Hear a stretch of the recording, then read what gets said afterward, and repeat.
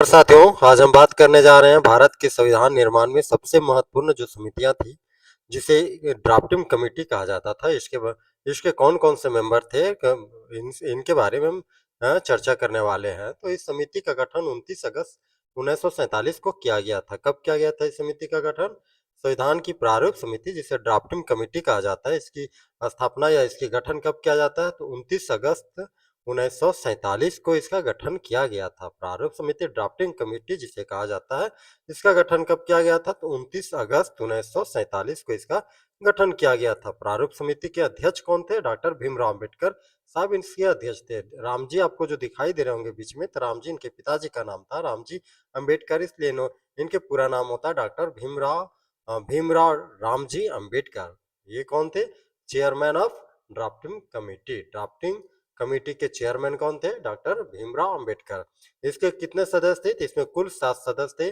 कुल 7 सदस्यों में कौन-कौन से थे? डॉक्टर भीमराव अंबेडकर इसके chairperson of the drafting committee.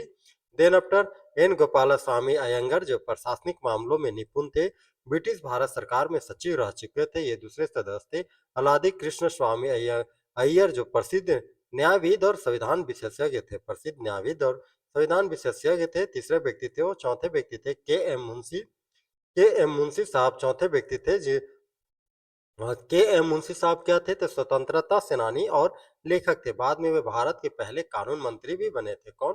के एम मुंशी साहब पहले कानून मंत्री भी बनाए गए थे। पांचवें व्यक्ति कौन थे? सैयद मोहम्मद सादुल्लाह। सैयद मोहम्मद सादुल्लाह की बात करेंगे तो कौन थे? तो असम के पूर्व मुख्यमंत्री। संविधान में अल्पसंख्यकों के अधिकारों की वकालत करने वाले व्यक्ति कौन थे? तो सैयद मोहम्मद सादुल्लाह साहब थे, जो कि असम के पूर्व मुख्यमंत्री भी बने थे और संविधान में अल्पसंख्यकों के अधिकारों की वकालत करने की इन्होंने बात पेशकश किया था। एन माधवराव, बी एल मित्र के त्यागपत्र के बाद एन माधवराव आए थे। बी एल मित्र के त्यागपत्र के बाद एन माधवराव आए थे, जो कि पूर्व दीवान थे। कहाँ के थे? बड़ौदा राज्य के पूर्व दीवान थे। छठे व्यक्ति ये थे। सातवें व्यक्ति जो थे डीपी खेतान साहब थे। ये टीटी कृष्णमाचारी ने स्थान लिया था। इनका स्थान डीपी खेतान का स्थान जो था टीटी कृष्णमाचारी ने लिया था। कब? तो जब इनकी मृत्यु हो जाती थी 2 वर्ष 11 महीने 18 दिन के जो ये संविधान निर्माण का काम चला था, तो उसी के दरमियान में इनकी मृत्यु हो गई थी। किनका? डीपी खेतान साहब का।